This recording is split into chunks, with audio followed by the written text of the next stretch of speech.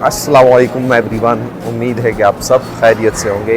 मैं रायमा सिकंदर और आप देख रहे हैं मेरा यूट्यूब चैनल अजमेरी ब्लॉग। तो आज का हमारा सफ़र है वो पहुंच चुका है मुंबई की सरजमीन पर और इंशाअल्लाह अज़्ज़ा वजल हम मुंबई की पूरी ज़ियारत है वो आपको इंशाअल्लाह आज करवाने वाले हैं। वीडियो के साथ जुड़े रहिएगा, पूरी डिटेल्स बताता हूँ।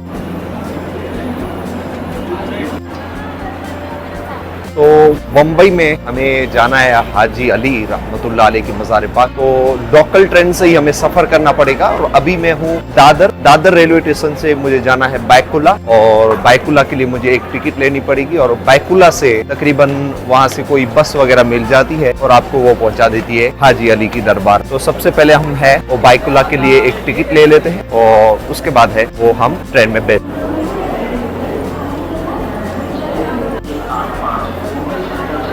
तो यहाँ पे आपको 5 रुपये में ही आप बैकुला पहुँच सकते हैं और अभी मैं इसका पेमेंट कर रहा हूँ।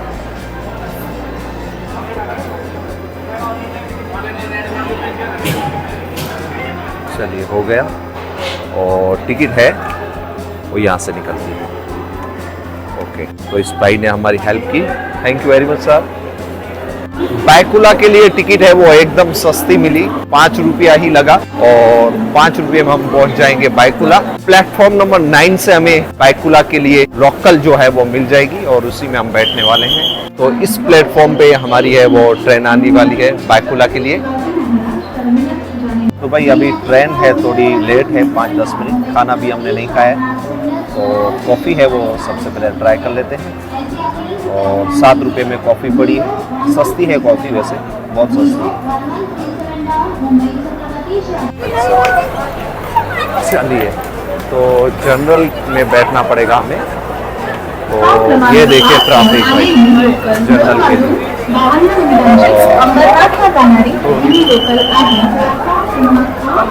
Yes yes yes, thank you. दौड़ दौड़ के पहुंचना पड़ा।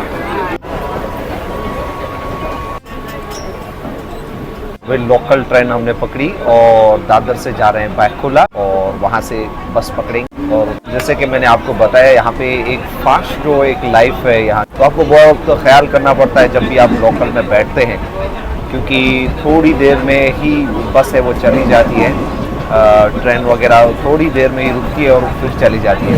तो आपको फास्ट है वो बैठना पड़ता है और उसमें उठना पड़ता है, तकरीबन 30 सेकेंड में ही करना पड़ता है। और मेरे साथ हैं शंकर भाई, यस, तो इन्होंने थोड़ा गाइड किया। फर्स्ट टाइम आए हैं तो किसी से पूछ कर ही यहाँ पे पहुँचेंगे। आगे डिटेल्स पूरी वीडियो में आगे हम बताने वाले हैं। बैकुला है वो स्टेशन आया गया है और यहाँ पे हम उतरने वाले हैं। देखिए सब उतरना बहुत फास्ट पड़ता है।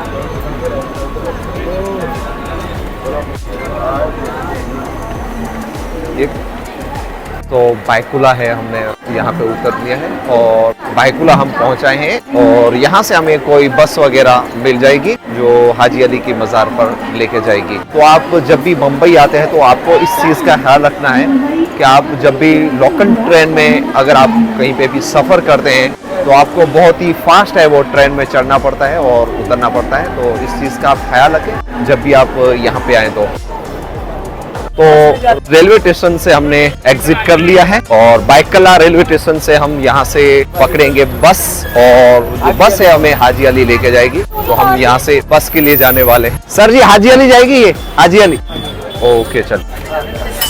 तो ये जाएगी बस हाजी अली और इसी में हम बैठने वाले हैं। रेलवे स्टेशन से उतरते ही हमें एक बस मिल गई है और ये जो बस है वो जाने वाली है हाजी अली और ये बस है वो एकदम एसी बस है, बहुत ही बेहतरीन बस है यहाँ पे।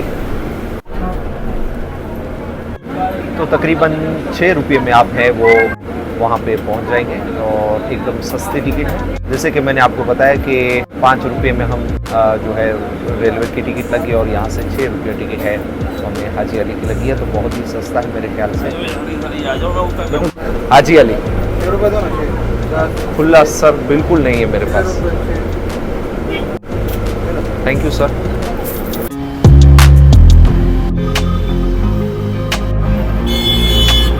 तो तो भाई हम पहुंचाए हाजी अली के मजार के बिल्कुल पास में ही, और यहाँ पे हम उतर चुके हैं। और यहाँ से हम पैदल डिस्टेंस पर ही एक टनल में जाना पड़ता है, और उसी टनल से हम हाजी अली के मजार पर जाएंगे। तो यहाँ से हाजी अली की दरगाह पर जाएंगे, देख लीजिए आप, इस टनल से आपको जाना पड़ता है। यहाँ पे भी आप जब भी आए तो थोड़ा ख्याल रखिएगा, दुकान वाले हैं वो आपको जबरदस्ती है वो माल बेचेंगे, चादर वगैरह होती है या फूल वगैरह होती है। मेरा पर्सनल ऐसा मानना है कि कोई भी औलिया को कोई चादर या फूल की जरूरत नहीं होती है। आप जो भी तिलावत करते हैं या कुरान मजीद आते हैं और इस सारे सवाब करते हैं, तो वही उनको है वो अच्छा लगता है।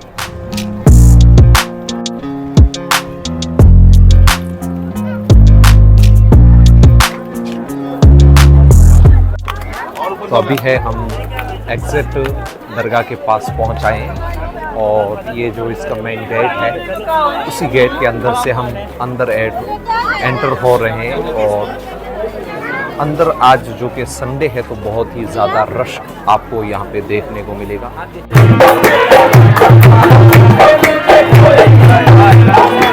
तो हाजी अली रहमतुल्लाह अलैह के बारे में थोड़ी सी इंफॉर्मेशन मैं आपको बताता चलूं। हजरत हाजी अली रहमतुल्लाह अलैह के वालिद का नाम हजरत कबीरुद्दीन है, और आप रहमतुल्लाह अलैह के वालिदा का नाम बीबी ज़ैनब है। आप रहमतुल्लाह अलैह के एक बड़े भाई थे जिनका नाम हजरत मोहम्मद। और आप रहमतुल्लाह अलैह की पैदाइश के बारे में कहा जाता है कि 15 दिसंबर 1429 ईस्वी सना में आप रहमतुल्लाह अलैह की पैदाइश हुई, और इस्लामिक तारीख के मुताबिक 30 रजब 850 सन हिजरी में खारा में आप रहमतुल्लाह अलैह की पैदाइश शरीफ हुई। आप रहमतुल्लाह अलैह के पैदाइश के मुतल्लिक कहा जाता है कि आप पैदाइश हुई, पहले आपके वालिदा को ये बशारत दी गई, तो आपका एक फर्जंद है वो इस्लामिक गिरोह का, आपका एक औलाद है वो इंसानों की बहुत ही ज्यादा इस्लाह करेगा। आप रहमतुल्लाह अलैह के तालीम के बारे में कहा जाए तो आप रहमतुल्लाह अलैह ने पूरी तालीम है वो अपने वालिद गिरामी के पास से ली है। आप रहमतुल्लाह अलैह ने पूरी तालीम है वो अपने वालिद की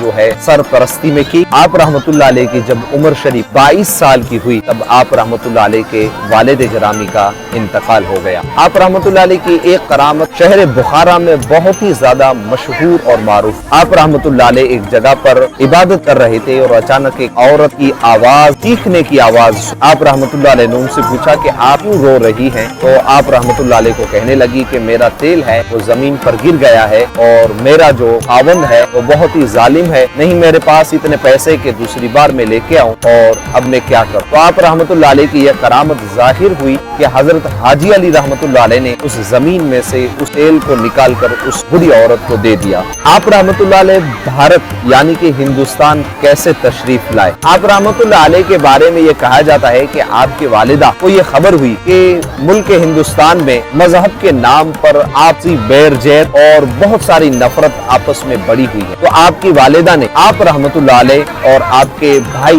दोनों को हुक्म दिया कि वह आप हिंदुस्तान की सरजमीन पर जाएं और वहाँ पे मजहब, दीन और इंसानियत का सबक है वो सुनाएं। बस आप रहमतुल्लाह अलैह ने बस अपने वालिदा का ये हुक्म सुनकर आप हिंदुस्तान तशरीफ ले आए। और हिंदुस्तान जब आपके भाई और आप यहाँ पे पहुँचे तो आपके भाई ने कहा कि मुझे ये बशारत हुई है कि मैं वापस बुखारा चला जाऊँ और आपको मैं हिंदुस्तान छोड़ के जाऊँ। हजरत हाजी अली रहमतुल्लाह अलैह ने कहा कि मुझे भी ये बशारत हुई है कि मैं यहीं पे रहूं और आप हैं वापस बुखारा चले जाए। तो इस तरह से हजरत हाजी अली रहमतुल्लाह अलैह वो हिंदुस्तान की सरजमीन पर ले आए। आप रहमतुल्लाह अलैह कहा यह जाता है कि आप रहमतुल्लाह अलैह हमेशा समंदर के बीच में एक टापू जैसी एक जगह थी, वहाँ पे इबादत और रियाजत किया करते थे, और इंसान को इंसान बनने की तरगीब है वो दिलाया करते थे। बहुत सारे खस्ता हाल, परेशान हाल आप रहमतुल्लाह अलैह के दरबार पर आते और अपनी परेशानियां जाहिर करते, और आप रहमतुल्लाह अलैह उनके लिए दुआ मांगते और उनकी परेशानियां दूर हो जाती। यूं आपका जो